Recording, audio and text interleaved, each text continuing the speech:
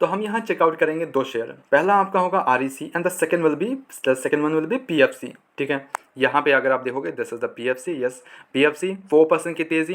At the same time अगर REC को देखोगे तो 2% अप्रॉक्स 3% की तेज़ी। ठीक है, 6 महीने का देख लिया REC में तो -20% है, उसी रेंज में फंस रही है। कोई ऐसा बड़ा मूवमेंट देखने को आया नहीं है अभी भी, वही थोड़ा सा भागता है 426 के राउंड एंड देन अगेन ये ड्रॉप्ड हो गया।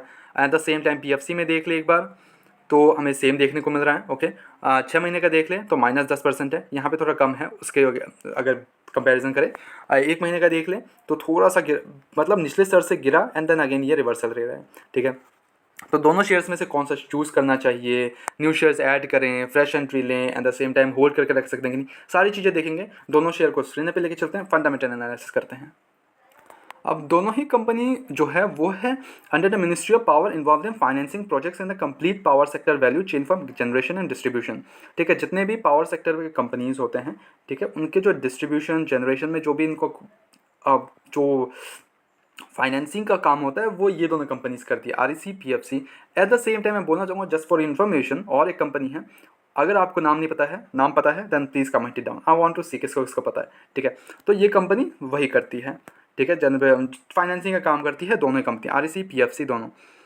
मार्केट कैप देख ले तो 1 लाख करोड़ का मार्केट कैप है। करंट प्राइस देख ले तो अच्छा ऐसे पता नहीं चलेगा, मैं आपको एक काम करता हूँ पीयर्स में लेकर चलता हूँ।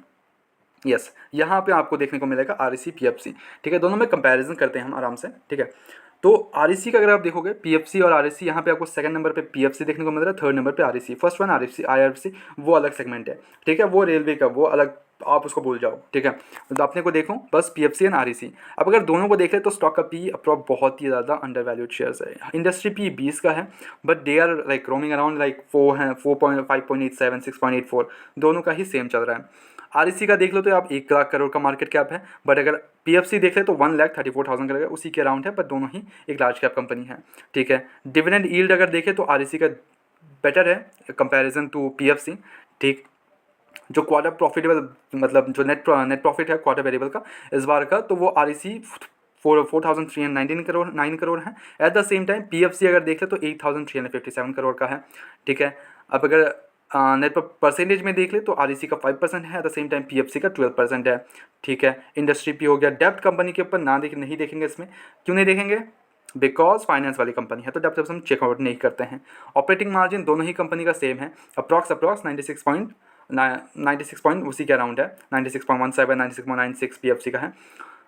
ROC या ROE देखें तो दोनों का थोड़ा सा कम है। ROE अच्छा है, रिटर्न टू इक्विटी बहुत ही बढ़िया है, बट रिटर्न टू कैपिटल तो ये वाली चीज़ ना ROC ये थोड़ा सा कम है कंपनी का, दोनों ही कंपनी का, REC PFC दोनों ही कंपनी का थोड़ा सा कम देखने को मिल रहा है। ROE बहुत बेहतरीन है। ठीक है,